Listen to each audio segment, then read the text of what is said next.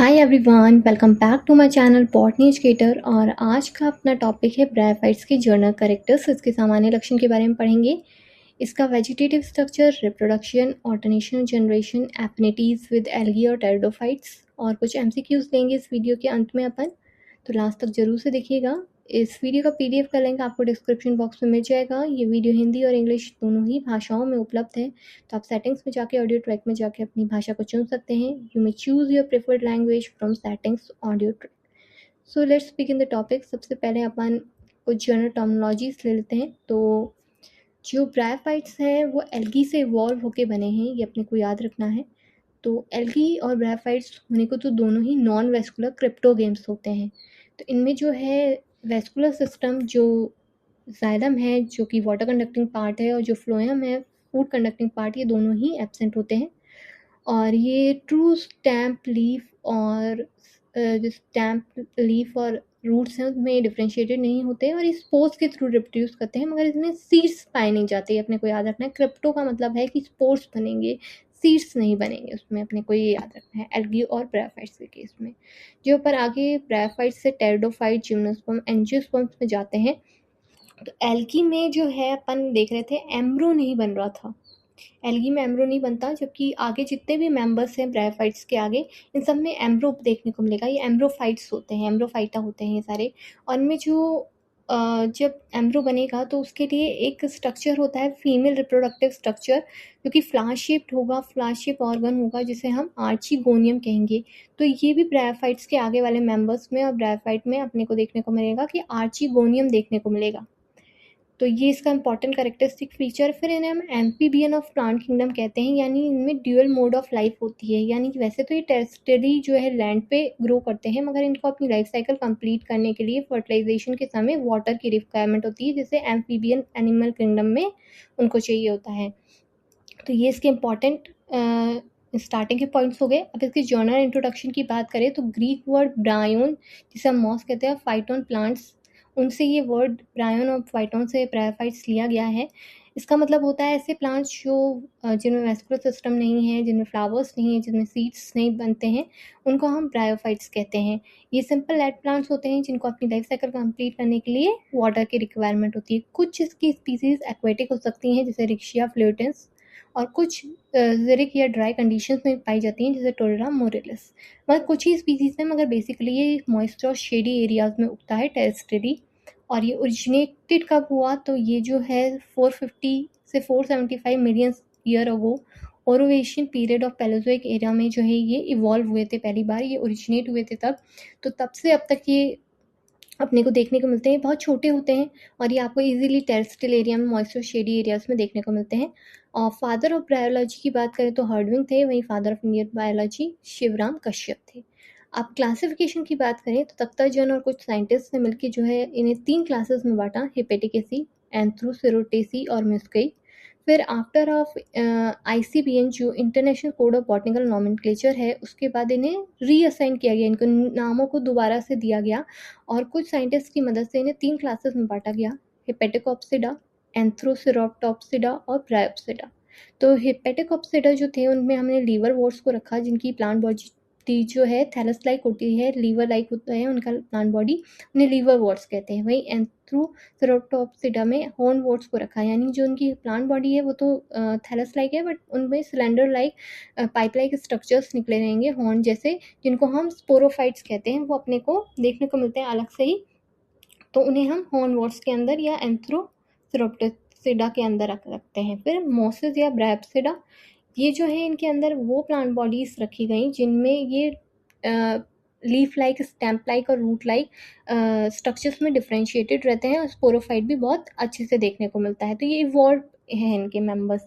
फिर अगर इनकी प्लांट बॉडी की बात करें तो इनकी जो मेन प्लांट बॉडी है वो गैमेटोफिटिक होती है। ये पॉइंट अपने को अच्छे से याद रखना है कि इनकी जो प्लेन प्लांट बॉडी है वो गैमेटोफिटिक होती है, जो गैमेट्स प्रोड्यूस करती है। ठीक है, ये ग्रीन होगी और लॉन्ग लिव्ड होगी, और इस पे स्पोरोफाइट जो स्पोर्स प्रोड्यूस करते हैं वो इस पे डिपेंडेंट होंगे और वो इसके साथ उगेंगे।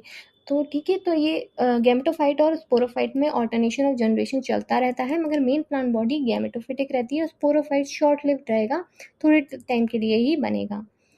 प्रिमिटिव जो फॉर्म है रिक्शा मार्केंशिया, उनमें प्रोस्टेट और थैलोइड टाइप का जो गैमेटोफाइट रहेगा। वहीं मोसिस जो हाईली इवॉल्व इनके मेंबर्स हैं, उनमें स्टैम्प लाइक एक्सेस और लीफ लाइक अपेंडेजेस में डिफरेंशिएटेड रहेगा। और जो प्लांट बॉडी है वो पैरेन्काइमेटस सेल्स की बनी हुई होगी, मगर वेस्कुलर सप्लाई इसमें देखने को नहीं मिलेगी, ये अपने को याद रखना है। और रूट्स की जगह इनमें राइजोइड्स प्रेजेंट होते हैं। ये इसका करेक्टरिस्टिक फीचर है ब्रायोफाइट्स का कि इनमें राइजोइड्स अपने को देखने को मिलेंगे, जो एल्गी के केस में नहीं देखने को मिल रहे थे। तो ये या तो यूनिसेलुलर होंगे, अनब्रांच होंगे, या ये ब्रांच हो सकते हैं जो इवॉल्व मेंबर हैं फ्यूनेरिया या पॉलीट्रिकम में। और जो मार्केंशियस के मेंबर्स हैं उनमें मल्टी सेलुलर स्केल्स भी देखने को मिलती है।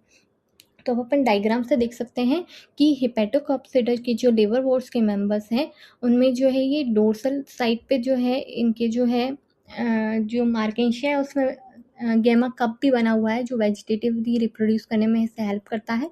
और जो वेंट्रल सरफेस है उसमें रिक्शिया और मार्केंशिया जो लिवर वॉर्ड्स हैं, ये इसके एग्जाम्पल होते हैं हेपेटिकॉप्सिडा के।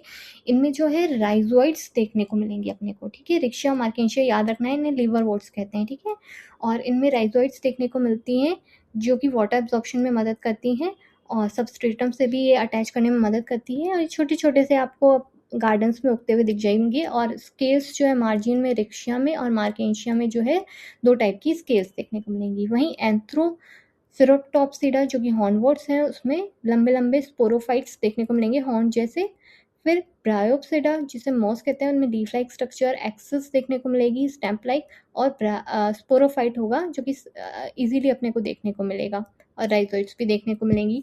फिर अगर ऑल्टरनेशन ऑफ जनरेशन में अगर अपन स्पोरोफाइट और गैमेटोफाइट के बीच में जो लाइफ साइकिल में चलता रहता है उसको अच्छे से समझें, तो गैमेटोफाइट जो होती है वो मेन प्लांट बॉडी होती है और इसमें जो है गैमेट्स बनते हैं। तो एंथ्रीडियम जो मेल रिप्रोडक्टिव स्ट्रक्चर है और जो आर्चिगोनियम जो फीमेल रिप्रोडक्टिव स्ट्रक्चर है, इसके अंदर जो है एंथ्रीडियम के अंदर एंथ्रोजोइड्स बनेंगे बाइफ्लैजिलेटेड, और आर्चिगोनियम के अंदर एग बनेगा, ठीक है।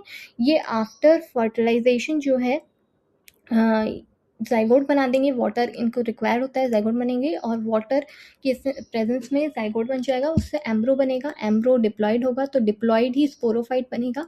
और आफ्टर मियोसिस जो है स्पोर्स बन जाएंगे जो कि हैप्लॉयड होंगे, और वो या तो डायरेक्टली गैमेटोफाइट बनाते हैं या फिर प्रोटोनीमा बनेगा पहले, और प्रोटोनीमा के बाद जो है गैमेटोफाइट बनेगा। अगर अपन से डिटेल में भी समझें तो एंथ्रीडियम जो है वो क्या है, मेल रिप्रोडक्टिव स्ट्रक्चर है, और आर्चिकोनियम जो है वो फीमेल रिप्रोडक्टिव स्ट्रक्चर है। इसमें जैकेट लेयर पाई जाती है, ये भी इसका करेक्टरिस्टिक फीचर है ब्रायोफाइट्स का कि इनमें जो है बाहर की तरफ एक स्ट्राइल जैकेट लेयर पाई जाती है। अब इसके अंदर जो स्ट्रक्चर्स होते हैं इनमें जो है गैमेट्स बनना स्टार्ट होते हैं। तो बायफ्लैजिलेटेड एंथ्रोजोइड मेल रिप्रोडक्टिव स्ट्रक्चर में बनते हैं, वहीं आर्चिगोनियम में जो है नेक कैनाल सेल और वेंटर कैनाल सेल के नीचे एग बनता है, और फर्टिलाइजेशन के बाद जो है जाइगोट बनेगा और जाइगोट से एम्ब्रो बनेगा, और इस प्रोसेस में वाटर की रिक्वायरमेंट होती है, ये अपने को याद रखना है। अब इस एम्ब्रो से जो है स्पोरोफाइट बनता है, और स्पोरोफाइट डिफ्रेंशिएटेड होता है फुट सीटा और कैप्सूल में। तो मार्केंशिया में अपन देख सकते हैं कि ये फुट सीटा और कैप्सूल में डिफ्रेंशिएटेड है, और जो कैप्सूल वाला पार्ट होता है वहाँ पे मियोसिस से जो है 4 हैप्लॉइड स्पोर्स बनते हैं। रिक्शिया जो है कि प्रिमिटिव मेंबर है उसमें केवल कैप्सूल बनता है जो कि एम्बेडेड रहता है थैलोफाइट के अंदर। ये अपने को याद रखना है कि रिक्शिया में केवल कैप्सूल बनता है, उसमें फुट सीटा और कैप्सूल में डिफ्रेंशिएटेड नहीं रहता है।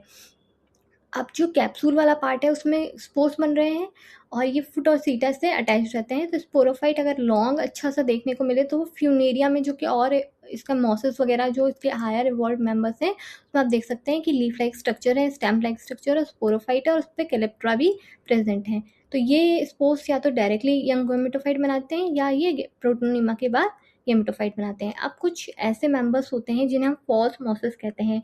तो रेंडियर मॉस जो कि क्लैंडोनिया रेंजीफेरिया है, जो कि लाइकेन में अपने पढ़ा था, इनको भी अपन मॉसेस कहते हैं। और जो इरिस मॉस है जो कि एक एल्गी है क्रोंडस क्रिस्पस, फिर लाइकोपोडियम है जो कि टेरिडोफाइट है, क्लब मॉस, ठीक है। तो ये क्या है, वैसे तो मॉसेस नहीं है मगर इनके नाम मॉसेस की तरह रख दिए गए हैं, इनके कॉमन नाम। तो ट्रू मॉसेस कौन से हैं, तो जो इवॉल्व मेंबर हैं ब्रायोफाइट्स के, जो कि ब्रायोप्सिडा में आते हैं, जिनमें stamp like leaf like structures present होते हैं, जैसे स्फेग्नम मॉस, पीट मॉस जिसे कहते हैं, पॉलीट्रिकम ऑफ फ्यूनेरिया, ये ट्रू मॉसेस हैं। फिर एफिनिटीज़ अगर एल्गी से देखी जाए तो ये ऑटोट्रॉपिक होते हैं, यानी अपने खुद खाना क्लोरोफिल की प्रेजेंस में खुद खाना खुद बना सकते हैं। थैलोइड इनकी प्लांट बॉडी होती है। गैमेटोफिटिक फेस जो है इनमें डोमिनेंट होता है।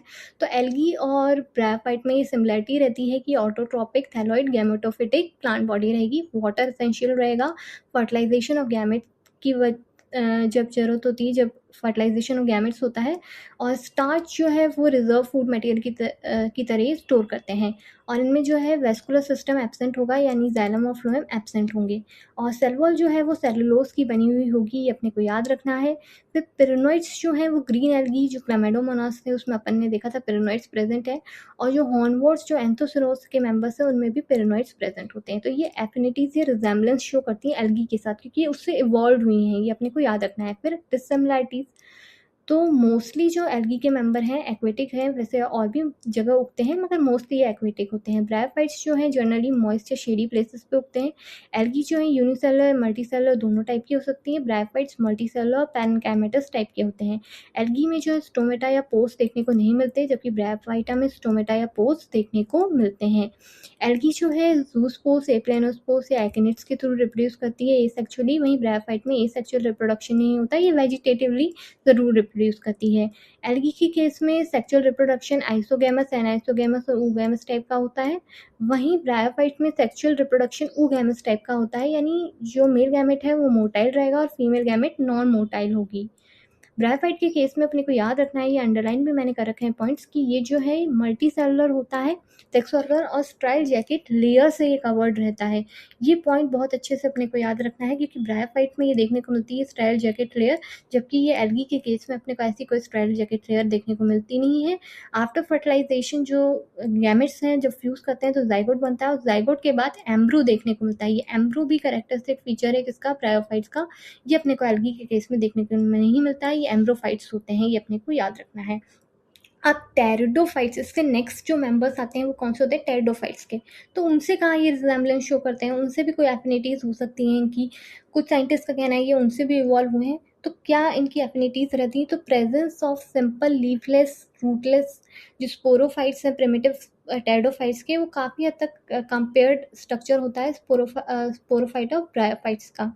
और इनकी सेक्स ऑर्गन की बात करें तो स्ट्राइल जैकेट लेयर दोनों में पाई जाती है। दोनों में आर्चिगोनियम का जो स्ट्रक्चर है वो सिमिलर होगा, आर्चिगोनेट्स होते हैं दोनों ही।